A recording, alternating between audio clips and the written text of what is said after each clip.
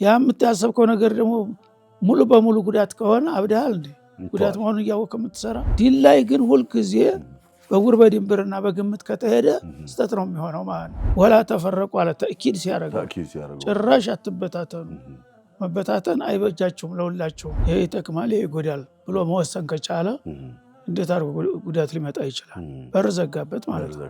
እርስ በርስ የሚባላ ቡድን ራሱን ሊጠብቅ አይችልም፣ እንኳን ሌላ ጥቃት ሊከላከል ቀርቶ ማለት ነው። ለዚህ ነው ማንም እንደፈለገ እንትን የሚበጠብጠን እኮ ማለት ነው። እዚህ ራሱ እርስ በርሱ እየተባላ እየተናቆረ ሲሰቃይ ይኖራል። እዛ ደግሞ የባሰው ችግር አላህ ዘንድ ደግሞ መምን ድብየት ያበቃ ይህን ነገር ለምን ተግባራዊ አላረክም የሚለው ደግሞ ጥያቄ ይጠብቀናል ማለት ነው። ማይለያየን ዘርጎሳ ቀለም የኢማን ህዝቦች ባለ አንድ ዓለም ላኢላሃ ኢላላህ ኪዳናችን በአላህ መንገድ የተሳሰርን በተውሒድ ፋና የተባበርን ላኢላሃ ኢላላህ ኪዳናችን ዱንያን ሚሻገር ህብረታችን ላኢላሃ ኢላላህ ኪዳናችን ላኢላሃ ኢላላህ ኪዳናችን። የተከበራችሁ የአፍሪካ ቲቪ ፕሮግራም ተከታታይ ወንድምና እህቶች ሰላሙ አለይኩም ወራህመቱላሂ ወበረካቱሁ። እንደተለመደው ዛሬም ከሸኻችን ጋር የሚኖረን ቆይታ አንድነታችንን ለመጠበቅ የሚረዱ ነገሮች ምንድናቸው ስለሚለው እየተወያየን ያለ ነው። ከኛው ጋር ቆዩ። ሼኽና አልፋድል የሐሳብ ልዩነት፣ የብሔር ብሔረሰብ ልዩነት እና መሰል ነገሮች ይኖራሉ። ግን ያንን የሐሳብ ልዩነታችን በጣም አጉልተን ስናበቃ ለአደጋ እንዲዳርገን ሰበብ ከሚሆኑ ነገሮች ውስጥ አንደኛው አለማወቅ ነውና እስቲ እሱ ላይ ትንሽ ቆይታ እናድርግ። ጃህል የሚለው ላይ ቢስሚላህ አልሐምዱሊላህ ሰላቱ ወሰላሙ ዐላ ረሱሊላህ ሰለላሁ ዐለይሂ ወሰለም። የሁሉ ነገር የችግሮች ሁሉ ምንጭ ጀህል ነው እንደተባለው ማለት ነው። እና ጀህልን ቀላል አድርገህ አትተው ይሉ ነበር ሸኻችን ሼህ መሐመድ ወሊ ረሂመሁላህ። ጀህል እኮ የኩፍር አባት ነው ይላል። ኩፍር አይደለም የኩፍር አባት ነው። ከወንጀል ሁሉ የመጀመሪያው ኩፍር ነው አይደለም? ስለዚህ ኩፍር የሚመጣው ከጀህል ነው። አንድ ሰው አዋቂ የሆነ ሰው ወደ ኩፍር አይገባም። ጥቅምና ጉዳቱን ከለየ ወደ ጉዳት መሄዳል እንዲያውቁ። ስለዚህ ጃሂል ተብሎ በሚሰደብበት ጊዜ ሰው ቀላል ነገር አድርጎ ያየዋል። ጀህል እኮ የኩፍር አባት ነው፣ የሽርክም አባት ነው፣ ወንጀሎችን ሁሉ የሚወልደው እሱ ነው ይሉ ነበረ ማለት ነው። ስለዚህ አለማወቃችን ነው ችግር ላይ የሚጥለን ሁልጊዜ። ታወቅን አንድ ነገር አንድ ሰው ግራና ቀኝ አይቶ አመዛዝኖ ይሄ ይጠቅማል ይሄ ይጎዳል ብሎ መወሰን ከቻለ እንዴት አድርጎ ጉዳት ሊመጣ ይችላል? በር ዘጋበት ማለት ነው። በእውቀት ላይ የተመራ እስከሆነ ድረስ ግን በደመ ነፍስ ዝም ብለህ በግምት በስሜት እንደዚህ ነው ብለህ ተሄድክ ያው ገደል ነው የምትገባው ማለት ነው። ስለዚህ ጀህል የሁሉም ችግሮች መነሻ ነው ማለት ይቻላል ማለት ነው። እና እንግዲህ ጀህል ራሱ በተለያየ ነጥቦች ሊገልጠው ነው ወደፊት። መጀመሪያው الجهل بمقاصد الشريعة واعتصموا بحبل الله جميعا ولا تفرقوا የሚለውን ጽንሰ ዋናው ማጠንጠኛችን ያው ዲኑ ላይ ሃይማኖት ላይ ነውና ጀህል ማንኛውም ቦታ ላይ አይበጅም። ለዲንም ቢሆን ለዱንያም ቢሆን ለማንኛውም ቁሳዊም ሆነ መንፈሳዊ ነገር በጀህል ላይ የተመሰረተ ነገር በመሀይምነት ላይ በድንቁርና ላይ ተመስርቶ የሚሰሩ ነገሮች ሁሉ ጊዜ ጥፋት ነው እንጂ ልማት ሊያመጣ አይችልም ማለት ነው። በተለይም ወደ ዲን በምንመጣ ጊዜ ደግሞ ጀህል የበለጠ ይጎዳናል ማለት ነው። ስለዚህ መጀመሪያ መቃሲድ ሸሪዓ ማወቅ አለብን። የሸሪዓ ዓላማ ምንድን ነው? ሸሪዓን አላህ ሲያመጣ ነብይ ሲልክ ኪታብ ሲያወርድ ሰዎች ምን እንዲያገኙ ብሎ ነው ያመጣው? ዋናው ዓላማው ምንድን ነው የሚለውን ማየት አለብን። ያንን ተተገነዘብን ራሱ ከብዙ ስተት ይገድበናል ማለት ነው። ሸሪዓ የመጣው ሊጀልቢል መናፊዕ ጥቅምን ለማምጣት ነው። ማንኛውም ቦታ ያው ጥቅም የሚያመጣ ነገር እንዲሰራ ነው የሚመክር ማለት ነው። ወደ ፍዕል መዳር ጉዳትን ደግሞ መከላከል ነው ዋናው ዓላማው ማለት ነው። ሸሪዓ ውስጥ አንድ ነገር የሚያዘው ነገር ታዘዘ ጥቅም አለ ማለት ነው። ያን ጥቅም ልታገኝ ነው የሚያዝ ማለት ነው። የሚከለክል ነገር የሚጎዳ ነገር ነው። ያ ጉዳት እንዳይመጣብህ ነው ማለት ነው። ስለዚህ ምን ማድረግ አለብህ? ያን ነገር መጀመሪያ እወቀው ማለት ነው። ስታውቀው ጥቅሙን እንዴት እንደምታገኝ አውቀሃል። በዛም በምታገኝበት መንገድ ትሄዳለህ ማለት ነው። ጉዳቱን እንዴት እንደምትከላከል ከቻልክ ጭራሹን ጉዳት እንዳይመጣ ቢያንስ እንዲቀንስ ጥቅሙ ላይ ሙሉ በሙሉ ጥቅም እንዲመጣ ካልቻለ ቢያንስ የተወሰነ ጥቅም እንዲኖር ታረጋለህ ማለት ነው። ይህንን ሚዛን ማስቀመጥ መቻል አለበት አንድ ሰው ማለት ነው። ስለዚህ አንድ ነገር ልትሰራ ስታስብ ይህን ነገር የምሰራው ለምንድን ነው ዓላማው ብለህ ራስህን መጠየቅ አለብህ። በመስራት ምን ጥቅም አገኛለሁኝ ወይስ ደግሞ ምን ጉዳት ሊያስከትል ይችላል ብለህ መጀመሪያውኑ ብለህ አንተ አስቀመጥክ፣ ያ ነገር ይገድብሃል ተስጠት ማለት ነው። አዎ ይህን ነገር ከሰራሁኝ እርግጠኛ ነኝ ይሄን ጥቅም ያመጣል ብለህ ካመንክበት ትሰራዋለህ ማለት ነው። ትንሽ እንኳ ጉዳት ቢኖርም ብዙ ጥቅም አለው ብለህ ልትሰራው ትችላለህ። ያ የምታሰብከው ነገር ደግሞ ሙሉ በሙሉ ጉዳት ከሆነ አብደሃል እንዴ? ጉዳት መሆኑን እያወቅህ የምትሰራ ትንሽ ጥቅም ቢኖረው ለትንሽ ጥቅም ብዬ ብዙ ጉዳት ውስጥ ገባለሁ። ይህንን ዓላማ መጀመሪያ ፊታችን ላይ ማስቀመጥ አለብን ማለት ነው። ያን ለማስቀመጥ ደግሞ መሰረቱ እውቀት ነው። ያን ደግሞ እውቀት ኖርህ ይገባል። ያ ሚዛን ከሌለህ መጀመሪያ ወደ እውቀት ትሄዳለህ፣ ወደ ስራው ሳይሆን እውቀቱን ይህን ባለሙያ አለው ለሁሉም ነገር አይደል አባት አለው። ያንን ይህን ጉዳይ ለማድረግ እፈልጋለሁ፣ ይህን ነገር መስራቴ ይጠቅመኛል አይጎዳኝም አላውቅም፣ እኔ ታላወቅኩኝ ሄጄ እጠይቃለሁ ማለት ነው። በየዘርፉ እያንዳንዱ እንግዲህ ሙያ አለው፣ የታወቀ ሰው አለው በማንኛውም ቦታ ማለት ነው። በዲንም ከሆነ ያው ዑለሞች ዘንድ እንሄዳለን። ለምሳሌ ሕክምና ከሆነ እማም ከሆነ ሐኪም ዘንድ እንሄዳለን። ፖለቲካዊ ጉዳይ ከሆነ ባለሙያው ዘንድ እንሄዳለን። ማንኛውም ቦታ ቤት ልንሰራ ከሆነ ያው መሀንዲስ ጋር ትሄዳለን እንጂ ዝም ብለህ ተነስተህ ሚሊዮን አውጥተህ አንተ ቤት ትሰራለህ ትላለህ እንዴ? አለሙያ መኪና የምትገዛ ከሆነ ራሱ መኪናው ጤናማ መሆኑን የሚመረምርልህ አለ። ሁሉም ነገር ዲን ላይ ደግሞ ከዛ የባሰ ነው። ይህ እንኳን ማንኛው ሰው በተለምዶ እንኳን የተወሰነ ነገር ሊያውቅ ይችላል። ዲን ላይ ግን ሁልጊዜ በጉር በድንብርና በግምት ከተሄደ ስተት ነው የሚሆነው ማለት ነው። ምክንያቱም በእውቀት ላይ ተመስርተህ ነው መስራት ያለብህ አንድ ነገር። እውቀቱ ደግሞ በብዙ ጊዜ ዲን ላይ በከስብ በጥራትና በምርምር የሚገኝ ነገር አይደለም። ከአላህ የመጣ ነገር ነው። ከአላህ የመጣ ስለሆነ የአላህን እንትን የሚያውቅ ሰው ያስፈልግሃል ማለት ነው። በዲኑ በኩል አላህ ምን ብሏል ነው መጀመሪያ። አላህ ምን ብሏል እንደዛ አዟል ካልክ ማዘዙ ብቻ ይበቃል ራሱ። ይሄ ነገር ያዘዘው ጠቃሚ ስለሆነ ነው ብለህ ትወስዳለህ ማለት ነው። ተከልክሏል ከተባለ የከለከለው ጉዳት እንዳለ በዝርዝር እንኳን ባይነገርም ጎጅ መሆኑ ይታወቃል። ምክንያቱም ትእዛዙን በመስራት አላህ ታስደስታለህ። አላህ ከደስክ ደግሞ አላህ አረታ ይከፍልሃል ማለት ነው። ጉዳቱን ደግሞ ታወቅ አላህን የሚያስቆጣ ነው ማለት ነው። አላህን የሚያስቆጣ ከሆነ ደግሞ ቅጣት ያመጣል ማለት ነው። ስለዚህ ወደ ዲን ሁልጊዜ መመለስ ይኖርብናል ማለት ነው። ይሄ መቃሲድ ሸሪዓ ብሎ ሲል መቃሲዱ ብዙ ነው፣ ግን ጃህልን አስመልክቶ እዛ ላይ ስተት ወይንም አለማወቅ ሲባል አላሁ ጀለ ወዐዝ ወዕተሲሙ ቢሐብሊላሂ ጀሚዐን ወላ ተፈረቁ ብሎ ሲያዝ ሚን መቃሲድ ሸሪዓ ነው።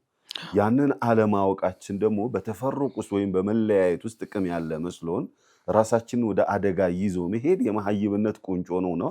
ይህንን ጽንሰ ሐሳብ አለመረዳት ነው። ልክ ነው።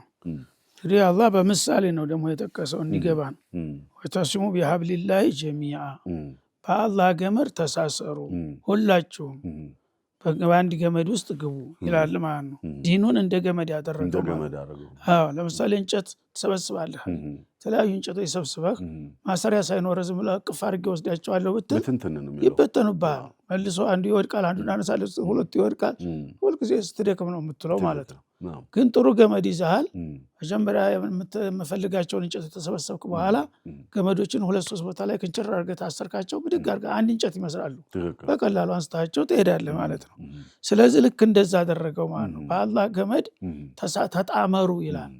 እንጨቶችን በገመድ አስራችሁ እንደምታዛምዷቸው እናንተን ደግሞ በእኔ መመሪያ እኔ ባዘዝኳችሁ መሰረት በዛ ውስጥ ተገባችሁ አንድነታችሁ ይጠነክራል ብሎ በምሳሌ ነው የጠቀሰው አላህ Subhanahu Wa Ta'ala ወላ ተፈረቁ አለ ተእኪድ ሲያረጋው ጭራሽ አትበታተኑ መበታተን አይበጃችሁም ለሁላችሁም በላ በኩል ነብዩ መሐመድ ሰለላሁ ዐለይሂ በሐዲስ ገልጠውታል ከልቡንያን የሽዱ ባዕዱ ባዕዱ እንደ ግንብ ድንጋይ ነው አማኞች የግንብ ድንጋዮች መጀመሪያ ተራ ድንጋዮች ናቸው የተበታተኑ ነገሮች ናቸው ባለሙያ መጥቶ እነዛ ነገሮች አንጻቸዋል ያስተካክላቸዋል በደንብ ያያይዛቸዋል አንዱ ተታች ያለው ለምን ትጫነኛለህ ይላል እንዴ ተጎን ያለው ለምን ትገፋኛለህ ይላል ስለዚህ ሁሉም ተባብረው ተደማምረው ቤታቸው ራሱ ስማቸው ይቀየራል ትናንትና ተራ ድንጋይ ነበረው ይሄ ቤት መባል ይጀምራል ይሄ ቤት ምክንያቱም አንድነት ፈጥሯል ማለት ነው ለራሳቸው ተከብረዋል አሁን ተበታትነው በነበሩበት ጊዜ አንዱ ወርውሯል አንዱ ይሰብረዋል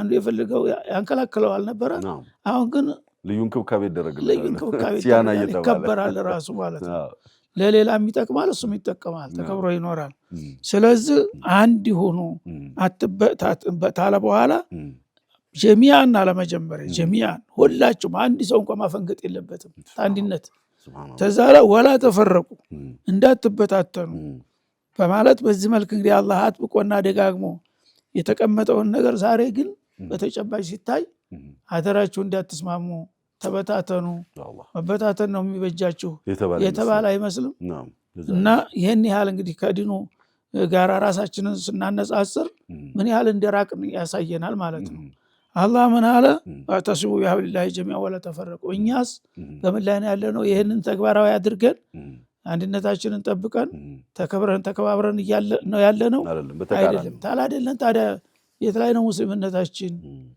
ጌታ በሚለው ተቃራኒ ይሄድን እስከመቼ ነው ብለን ራሳችንን መጠየቅ አለብን ማለት ነው አሁንም ቢሆን ያለፈው አለፈ ተውባ አድርገን ወደ አንድነት እንንጣ እንተባበር እንተቃቀፍ እንደጋገፍ ማለት መቻል አለባቸው ሙስሊሞች ማለት ነው ይሄን ማለት ካልቻሉ ግን እዚህ ራሱ እስበርሱ እየተባላ እየተናቆረ ሲሰቃይ ይኖራል እዛ ደግሞ የባሰው ችግር አላህ ዘንድ ደግሞ መምን ድብየት ያበቃል ይሄን ነገር ለምን ተግባራዊ ያላረክም የሚለው ደግሞ ጥያቄ ይጠብቀናል ማለት ነው ሸይኹል ፋዲል እንደው ጀህሉ ትእዛዙን አለመቀበል ወይም ትእዛዙን አለመረዳት ላይ ብቻ ሳይሆን ቀጥሎ የሚመጣው ዓቂባው ምንድነው የሚለውንም ጭምር ነው ጀህል ያለብን ሸይኹል ፋዲል ውጤቱም እሱ ነው ያ ነው እንጂ ዋናው ፈተፍሸሉ ወተذهب ريحكم የሚለውን ጽንሰ ሐሳብም አለመረዳት ነው እያየነውም ነው ደግሞ በመለያየታችን ምን ከፍለው ነው ዋጋ አንኛው ነገር አስቦና አልሞ መስራት የሚባለው ለዚህ እኮ ነው አንድ ነገር ስትሰራው ምን ፈልገህ ነው የምትሰራው ያን ነገር ጥቅም አገኝበታለሁ ብለህ ነው የምትሰራው የምትተው ነገር ደግሞ ይጎዳኛል ብለህ የምትተው ማለት ነው ያ ከሆነ ሁሉ ጊዜ ሚዛን ላይ ነህ ማለት ነው በሚዛን ላይ ነው የምትሄደው ሁሉን ነገር በአግባቡ በቦታው ታስቀምጠዋለህ ማለት ነው ያንን ካላወቅ ነው ግን ያው ኪሳራ ነው የሚጠብቀን ማለት ነው ፊዱንያ ወልአኺራ ወላ ተናፈ እንግዲህ አላህ ያዋቂብ الفرقه والنزاع መናቆር መጨቃጨቅ መነታረክ የሚወልደው ምንድነው ጥላቻ ነው ጥላቻ ደግሞ ወደ ጥቃት ነው የሚሄደው ማለት ነው አንድ ሰው ተጠላው በምትችለው መጠን ለማጥቃት ወደ ኋላ አትልም ሲያቅት ይቀራል እንጂ ማለት ነው ታጠቃው ደግሞ ዝም ብሎ አይተካም እሱ ደግሞ አጠፋ ይመልሳል ስለዚህ ታይዞ መጥፋት ይሆናል ማለት ነው ይሄን ያመጣብኛል ብለህ ከወዲሁ ካሰብክ ግን የዛ ነገር ውስጥ አትገባም ማለት ነው ስለዚህ ወለኩም ፊል ቂሳስ ሐያቱን አለ አላህ Subhanahu Wa Ta'ala ቂሳስ የሚባለውን ህግ አላህ ሲያስቀምጥ ያላግባብ ሰው የገደለን ሰው ግደሉት ሲል ለምን ብትሉ የሰው የነፍሰ ገዳዩ ሰውዬ በመገደሉ የእናንተ ህይወት ይከበራል አላህ የብዙሃኑ ህይወት ይከበራል አንድ ግለሰብ ተገደለ ህገ ወጥ ሰው ሲገደል ማለት ነው ለምን አንተ የሰውዬ ለምን ተገደለ ሲባል እንደዚህ አጥፍቶ ሰው ገሎ ያላግባብ ይባላል ስለዚህ እኔም እንደዚህ ባረግ ገደላለሁ ይልና ሁሉም ልብ ይገዛል ማለት ነው ሰውዬውም ሰውን ተገደልክ ያላግባብ አንተ ትገደላለህ የሚል ህግ ታወቀ አይገልም ለምን ሰው ጥላቱን የሚገለው ጥላቱን ገሎ እሱ ተዝናንቶ ሊኖር ነው ሊደሰት ነው ስለዚህ ዛሬ ገለ ነገ አንተ የምትሞት መሆኑን ካወቅ እንዴት ትገለዋለህ የራስህንም ህይወት ታድናለህ ማለት ነው እንደዛ ማለት ነው አሁን ጉዳት ያለውን ነገር አንተ ጉዳቱን ተወዲሁ ተረርተህ ያን ነገር ስትተወው ራስህን ከአደጋ ታደግክ ማለት ነው። ሌሎቹም በዛ ምክንያት ሊጎዱ የነበሩት ዳኑ ማለት ነው። ይህን ውጤት ግን መጀመሪያ ፊት ላይ የማታመጣ ከሆንክ በደመ ነፍስ ነው የምትሄደው። ዝም ብለህ ያኔ ጠፍተህ ታጠፋለህ ማለት ነው። ሼክ አልፋድል ሌላው እንደው አዋቂቡን ወይም አቂባው ምን ይሆናል ውጤቱ ምን ይሆናል የሚለው አለማወቃችን ለአደጋ ዳርጎን እያየነን ያለ ነው። ኺላፍ ይኖራል፣ አለመግባባት፣ የሐሳብ ልዩነት ሰውነት ነው። ግን ያንን በምን አደብ እናስተናግደው ስለሚለው ደግሞ ነብዩ ሰለላሁ ዐለይሂ ወሰለም ስርዓቱንም ጭምር ነግረውናል። እሱን አለማወቃችንም በራሱ አንድ አደጋ ነው።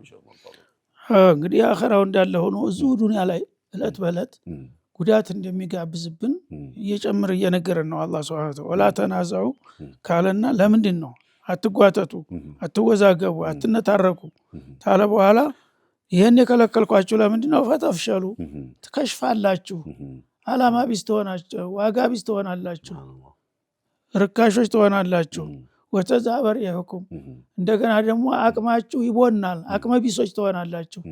ስፐርስ የሚባላ ቡድን ራሱን ሊጠብቅ አይችልም እንኳን ሌላ ጥቃት ሊከላከል ቀርቶ ማለት ነው። ለዚህ ነው ማንም እንደፈለገ እንትን የሚበጠብጠን እኮ ማለት ነው። ስለዚህ ፈተፍሸሉ ፋሽል ነው የሚሆነው። ሰው አንድነት ካለው ተተባበረ አንድነት ኃይል ነው ይባላል በተለምዶ አይደለም። ተተባበረ ሰው በቀላሉ ማንም ሊያጠቃው አይችልም። እና ሁል ጊዜ ስርዓት የሚጠፋው ሰዎች ሲበታተኑ ነው። አሁን እኛ እንኳን በዚህ ባድሜ ያየሁት ነገር በሀገራችን አንድ ሰው ወንጀለኛ ወይም ሌባ አንድ ነጥቆ ሲሄድ ዝም ብሎ አያይም ነበር። እዛ አዲስ አበባ ላይ ራሱ አስታውሳለሁ ዛሬ 30 ዓመት በፊት ያዘው ተብሎ ወዳው ከበው ይዙታል። ፖሊስ አያስፈልግም፣ ወዳው እዛ ዋጋውን ይሰጠው ነበር ማለት። አሁን ግን እዚሁ እያየ መኪና መብራት ላይ ቆመህ እንኳን ሰብሮ ሲሄድ ያኛው ፊቱን ያዞራል። ወሰደብህ እንኳን ብሎ መናገር እንኳን አይችልም ማለት። ለምን ቂም ይዞ እኔ እንደማ ያጠፋኝ ይሄ ማለት ተበታትናል ማለት። ዛሬ እኔን ወሰደ ነገ ደግሞ አንተን ይወስዳል። ምን አለበት እሱ? ስለዚህ ሁሉም ተዛው በወርዶ ቢከበው ምን ይሆናል? ወዳውኑ ስርዓት ይከበር ነበር ማለት ነው። መሰሎቹ ይጠፋሉ። መሰሎቹ ይጠፋሉ። አንዱን ዋጋውን ተሰጠው። አታ የጫማ ሌባ እንኳን ሲያዝ አንዳንድ ጊዜ ሰዎች ተሰብስበው ጎፈጉታል አይደል?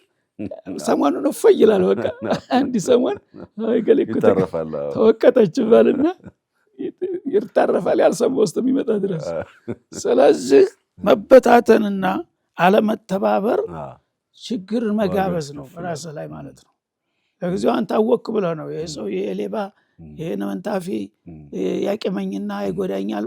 ለምን ያቀመሃል? አንተ ግንባር ተፈጠርክ ሁሉም እንትን ታለ ማንን ነው? አንድ ሰው ብዙን ሰው ሊያቸንፍ ይችላል አይችልም። ግን ብዙነትህን አጣ፣ ብዛህነትህን አጣና እያንዳንዱ በተራ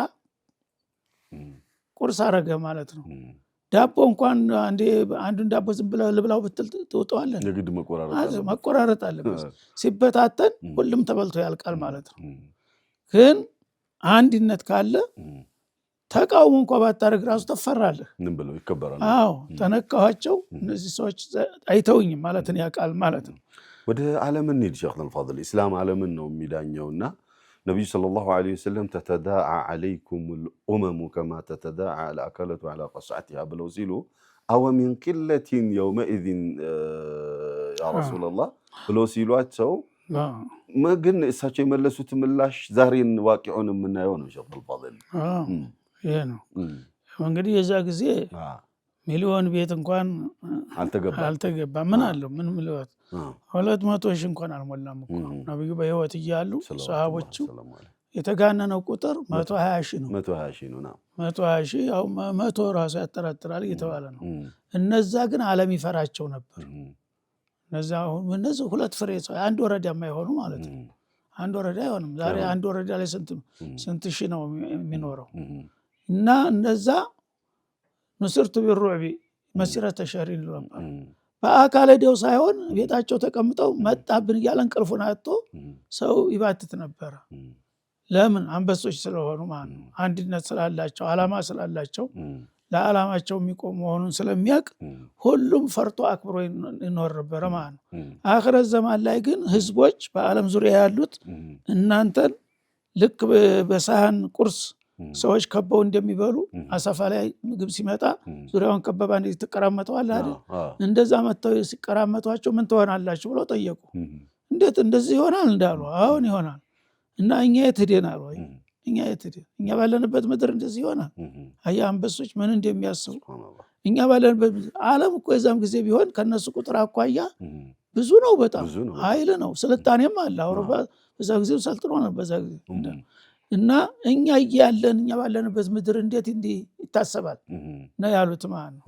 እና ጥቂቶች ሆነን ነው በጥቂትነታችን ተውጠን ነው እንደዛ የሚሆነው ሲሏቸው ላ እነኩም ከሲሩን ወላኪነኩም ከጉሳኢ ሰይል ብዛትማ ተዛሬ የበለጠ በጣም ብዙ ናቸው። የዛ ጊዜ ትልቅ ነው ብዛታቸው አሉ። እንግዳውሳ ግብስባስ ናቸው። ግብስባስ በቆሻሻ ላይ ለምሳሌ አሁን የተለያየ ቆሻሻ መሬቱን ሁሉ ይሸፍነዋል። ኃይለኛ ጎርፍ በሚመጣ ጊዜ ያ ሁሉ ይመክታል እንዳለ ጠራርጎት ወዲያው ይዞት ሄደ። እንደዛ ስለሆናችሁ እንጂ ጥቂት መሆናችሁ አይደለም ችግሩ፣ ብቃት የለም ብዛት ብቻ ነው። ይሄ ነው አሁን ዓለም እስላምን አደጋ ላይ የጣለው ማለት ነው። አንድነትን የማጣት አሁን አንድነት ይኸው በምሳሌ 58 ሀገር ነው እኮ እስላም የሚባለው አይደል እንዴ? እና አሜሪካ ስንቱ ላይ ነው ያላት? 50 ነው ያላት።